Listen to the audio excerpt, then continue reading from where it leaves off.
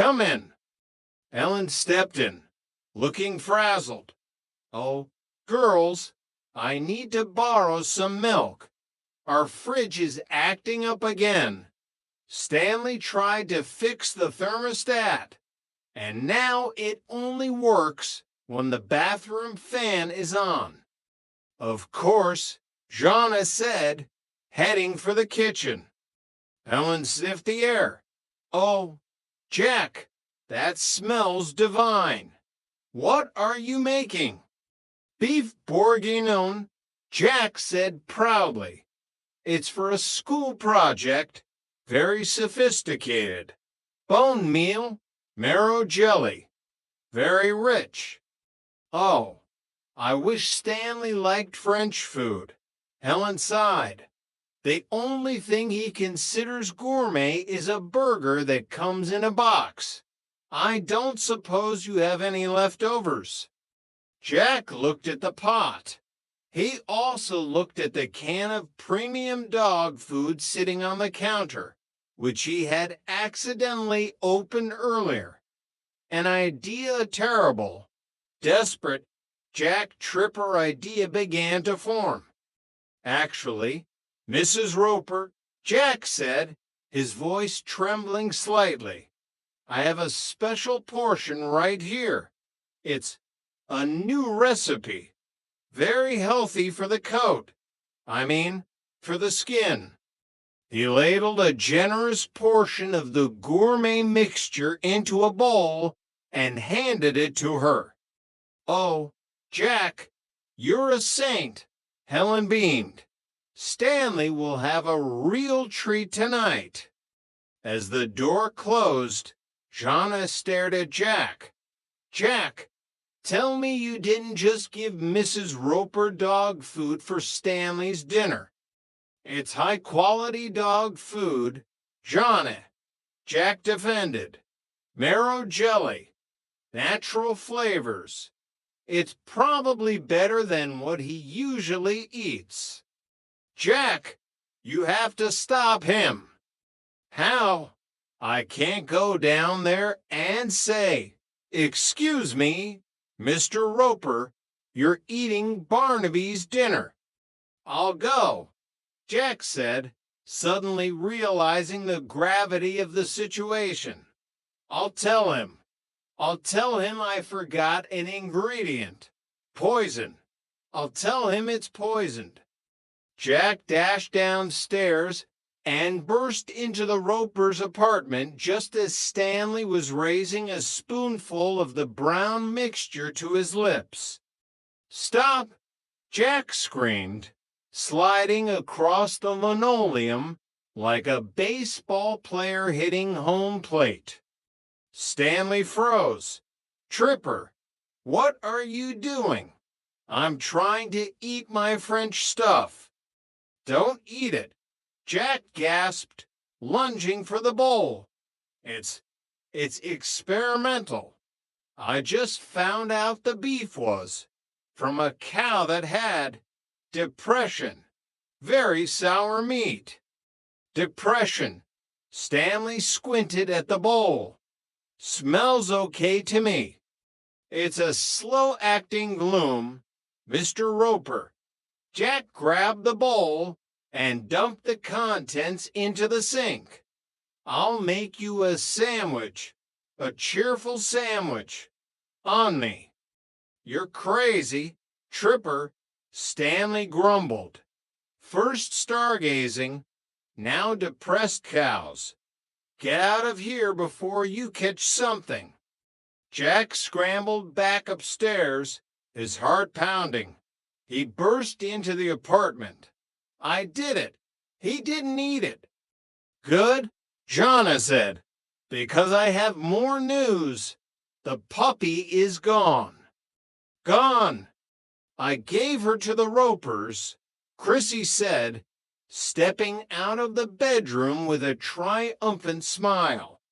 Jack and Jonna both stared at her. "You what?" "I put her on their doorstep," Chrissy explained, "with a little ribbon.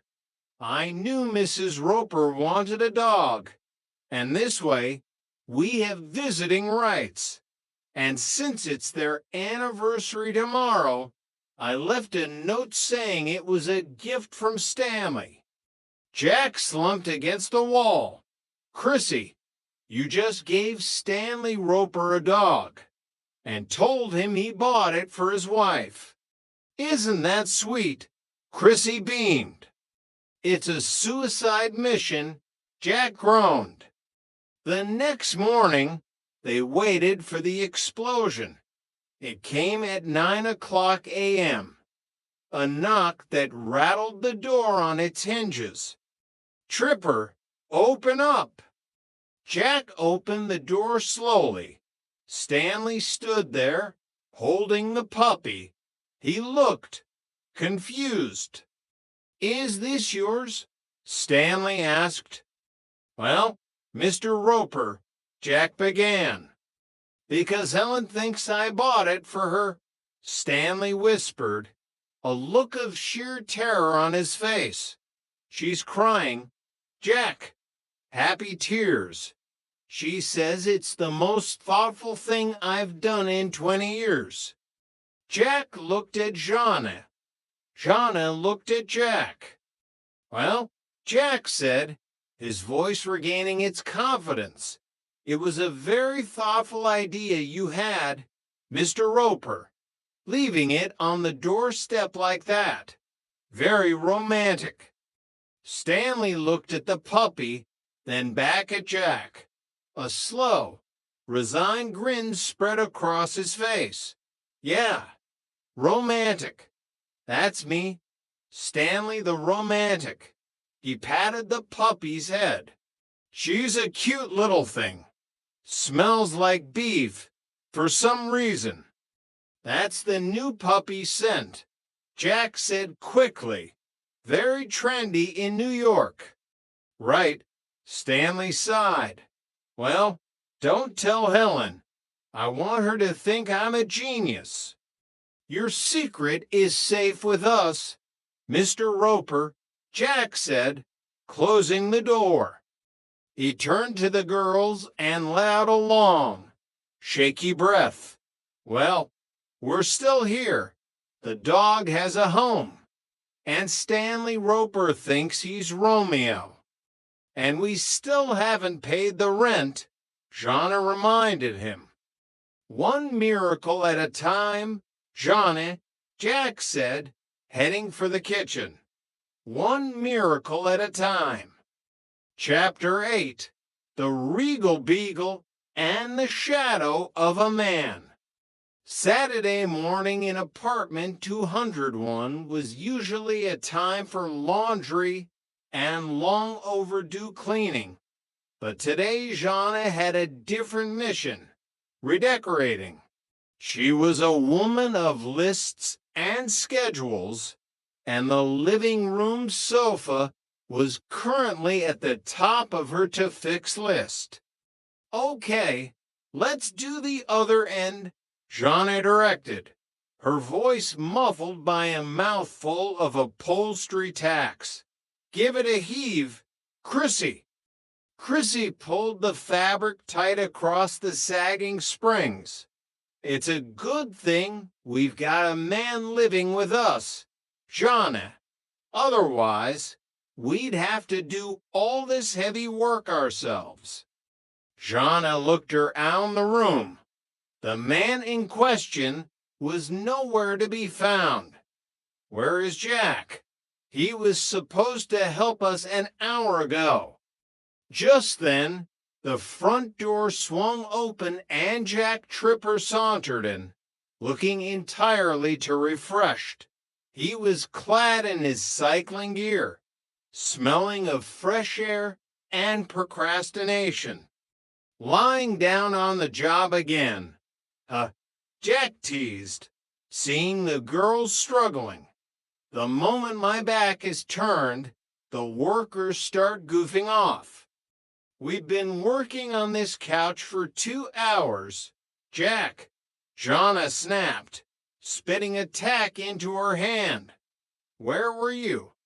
I was doing it for you. Jack insisted, puffing out his chest.